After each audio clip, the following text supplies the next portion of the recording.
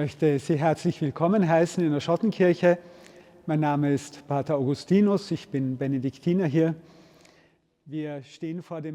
Vitajte v škótskom kostole, volám sa otec Augustín, som Benediktín. Stojíme pred oltárom zasveteným zakladateľovi nášho rádu, svätému Benediktovi. Svätý Benedikt bol skutočný Riman, človek neskorej antiky. Narodil sa okolo roku 480 v Nursii, po taliansky Norcia, ako mladý muž odišiel do Ríma, aby študoval. V tom čase bol Rím už upadajúcim mestom, zničeným sťahovaním národov. Verwerfungen der Völkerwanderung auch gezeichnete Stadt. Der junge Benedikt war Mladý Benedikt bol hlboko znechutený stavom Ríma, opustil mesto a uchýlil sa do samoty.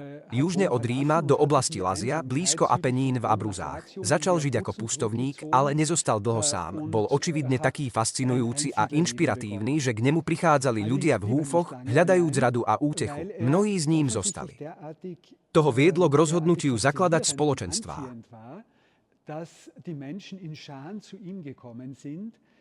Rat zu suchen, einen Trost zu erhalten, eine Lebensweisung zu erhalten.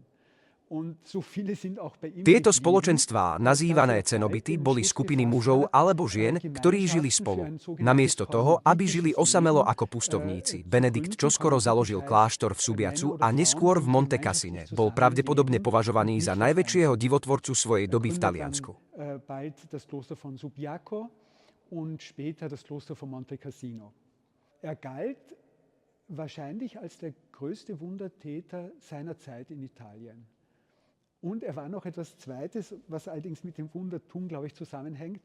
War ein, glaube ich... Bol však aj niečím iným, mal mimoriadny dar útechy, dával ľuďom odvahu, útechu a nádej. To všetko rozprávam tak podrobne, aby som zdôraznil jednu dôležitú vec. Benedikt žil v dobe veľkých zmien, bolo to obdobie, keď sa svet, ako ho ľudia poznali, rozpadal.